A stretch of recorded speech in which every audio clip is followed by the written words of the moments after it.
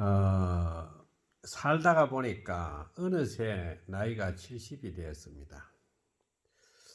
언제 이렇게 빨리 지나갔는지도 알 수 없고, 공부한 것도 없고, 남겨놓은 것도 없고, 또 이렇게 한 귀중한 생명으로 지구라는 별에 와가지고 장난만 잘 치고 놀다가 가는데, 그래도 뒤에 오는 후손들에게라도 무언가 석가모니 부처님이나 예수님 같이, 공자, 맹자, 소크라테스 같이 위대한 무슨 명언이라도 함께 남겨놓고 가야 되는데, 바깥 못하고 그냥 있다가 가는 것 같은 느낌이 드니까 좀 한심하기도 합니다.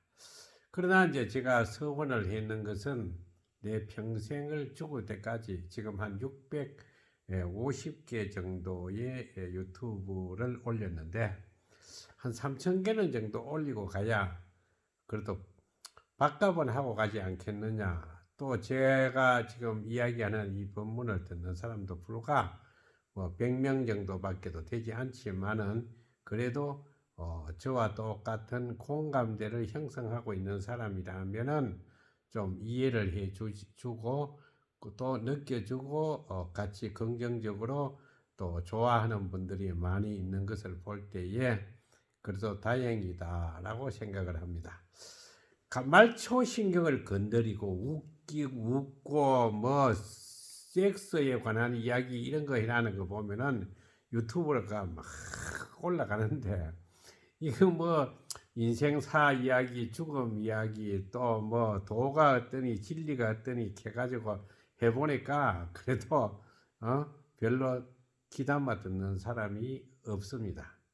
그래도 원래 10,000명 중에 보살이 100명 나오고 100명 중에 하나의 부처가 나온다라는 말이 있듯이, 그나마 저의 이야기를 듣고 또 참고 해가지고 또 인생살이 살아가는 데에 도움이 되는 그런 교훈적인 면이 있었다 하면은 또 안 좋겠습니까? 근데 우리가 살아가는 것을 보면 별거 아닙니다. 이 공부라 하는 거는 국민학교 나오나 중학교 나오나 무식자나 똑같은 그 입장에서 공부를 하는 것입니다. 어떤 사람들은 절에 출가해가 계를 받고 또 강원을 나오고 선방을 나오고 뭐 이렇게 해야 도를 통한다라고 생각할지 모르지만은, 공부 안 하고 도통한 분도 있어요. 글 하나도 글자 모르는 사람도 있다고. 우리나라로 말할 것 같으면은 경허 스님의 수제자인 수월 스님도 글을 몰랐습니다. 그리고 여러분들이 잘 아는 선종의 창시자인 육조 해능 스님도 일자 무시 글도 몰랐습니다. 남이 금강경이라든지 법화경 같은 거 읽어주면 거기에 대한 뭐 저기 글을 쓰라 하면 못 쓰는데, 그 이야기하면 그게 무슨 뜻인지 참 또 설명을 잘했습니다. 그런데 이제 여러분들도 이 금강경을 보면은 뭐 여시아문 일시불 제사위고 기수고 고덕은 여비구중 하면은 이게 무슨 말인지 잘 알아듣지 못할지는 모르지만은, 이거를 금강경에서 5분까지만 자기가 읽으면은 무슨 그 해석을 할 줄 알면 그 다음부터 32분까지 해석을 다 할 수 있습니다. 그러니까 이걸 우리가 내가 지금 여러분들에게 이야기하듯이 금강경을 다 이해를 하시는 분은 여시아몬일시불 제사위고 기수급 고덕원 하면 그게 무슨 말인지 다 알아. 우리가 지금 내하고 여러분들과 대화하듯이 다 이해를 한다 이 말입니다. 하이옥하면 왜냐하면은 수보리야. 약인 하면 어떤 사람이 의웃나 너는 어떻게 생각하? 이런 식으로 다 거기 이해가 다 된다 이 말입니다. 그냥 우리가 세상살이 이야기하듯이 금강경을 내오니까 어렵다 하지만 안 그렇습니다. 그 이해가 다 됩니다. 그런데 그 뜻을 새겨야 된다 이 말입니다. 우리 깨치는 것은, 지혜는 첫째, 지혜의 문을 열어야 됩니다. 지식으로 지혜를 논한다 하면 영원히 죽을 때까지 지식으로 지혜를 못 넘깁니다. 그러면 지혜를 얻으려고 그러면 첫째는 지혜의 문을 열고 지혜를 이해하고 지혜를 내 것으로 만들면서 내가 거기에 도취될 때는 지혜가 내게 도달되는 것입니다. 여러분들이 우리 그 선종은 우리 한국 불교에서는 세계적으로 한국 불교가 뭐 선종이 최고라고 하면 떠들어대지만은 천만의 말씀, 만만의 말씀입니다. 일본에도 선종으로서 많이 깨친 분들이 얼마나 많은지 모릅니다. 일본 스님들이 이 선종을 1920년도만 해도 영국과 미국에 퍼날랐습니다. 그러니까 미국에는 사실은 여러분들이 생각할 때는 기독교가 400년 전에 마틴 루터가 미국을 정벌 해가지고 여러분들이 알기로는 기독교가 미국의 전 국민들이 기독교를 믿지 않을까 이렇게 생각을 하지만은 이것도 잘못된 생각입니다. 기독교 믿는 사람 별로 없습니다. 세계적으로 기독교는 믿는 사람이 별로 안 많습니다.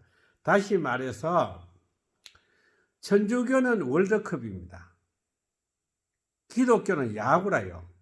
이게 무슨 말이냐 하면은 그 월드컵, 다시 말해서 축구는 전 세계가 다 국민들이 민족들이 다 참여하고 좋아합니다.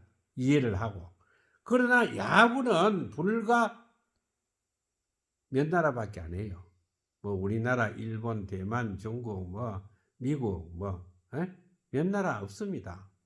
그와 같이 기독교가 많이 전파되어 있는 것으로 여러분들이 착각하지만은 천주교는 참 세계 그 로마 교황청도 있어가지고 세계적으로 아주 대단한 그런 그 영향력과 지배력을 가지고 있습니다. 그러나 우리 그 기독교는 그렇지 않다 이 말입니다. 기독교는 그렇지 않다. 그러니까 그런데 기독교 유물론자들이 존재하는 나라에 일본의 선종 스님들이 그 영국이라든지 미국에 먼저 이 불교를 선에 대한 것을 갖다 넘겼습니다. 그래서 우리들도 우리나라에서만 우리 뭐 한국 불교가 최고 좋다 하지만은 한국 불교만치 타락하고 썩은 불교는 없습니다. 일본은 여러분들도 알다시피 참 스님들이 존경을 받고 사회적인 지도자입니다. 그러나 우리 스님들은 기차를 타고 가든지 하면 죽음 간다. 또 기독교인들이 볼 때 저 마귀 새끼 앞으로 영원히 구전받지 못한 불쌍한 사람이라고 좀 무시당하는 그런 경향들이 많습니다. 이처럼 한국 불교는 뭐 스님들이 뭐 좋은 자가용을 타고 다니고 또 뭐 호텔 뷔페식 같은 데 가서 뭐 차도 보이차 뭐 이런 거 뭐 말차 같은 거 고급적인 게 먹고 어떤 비구니 스님이 저한테 이야기하기를 스님 자기가 노가다 해가지고 그 돈 버렸으면 저래 먹겠습니까? 중들이 저런 데 가서 저런 짓 한다고. 참 불쌍한 한국의 불교의 현실입니다. 종교라는 것은 약자에게 필요한 겁니다. 잘 살고 잘 먹고 또 뭐 풍족한 사람한테는 종교가 필요 없습니다. 다시 말하면은 건강한 사람들한테는 의사가 필요 없습니다. 의사는 병든 사람에게 필요합니다. 그런데 종교도 영혼이, 마음이, 정신이 병든 사람들을 위해서 종교의 역할은 열심히 해야 됩니다. 그럼에도 불구하고 지금 한국의 불교는 오늘은 이제 초팔일이니까 초팔일 등을 달고 뭐 등값이 뭐 30만 원, 100만 원씩 하면 부처님 위에다가 탁 달아놓고 일일 등은 3만 원, 5만 원 개사고 이거는 하기야 1년에 재정을 충당하기 위해서 그렇게 한다라고는 생각할 수 있지만 이거는 잘못된 겁니다. 그 돈을 요긴하게 정말 힘들고 병든 사람들에게 쓸 수 있고 약자에게 쓸 수 있고 장애인들에게 쓸 수 있고 또 영원히 멍이 든 사람들에게도 쓸 수 있다면 얼마나 좋겠습니까? 그렇지 못하고 또 이제 해제되면 해제락 한 거는 7월 15일부터 10월 15일까지인데 그때 되면 스님들 바랑 울름이고 바랑 스님들도 해외 여행도 많이 갑니다. 스님들 사는 거 보면 참 없으면 국민들은 굶고 있는데 대궐 같은 집에서 좋은 차에 좋은 옷에 그래가 모범적인 게 못 되는 것이 참 안타깝습니다. 그런데 오늘 초팔일을 맞이해서 부처님이 우리에게 무엇을 가르쳐 주었느냐 거기에 대한 우리의 참 교육, 참 뜻을 우리는 이해를 해야 되는 겁니다.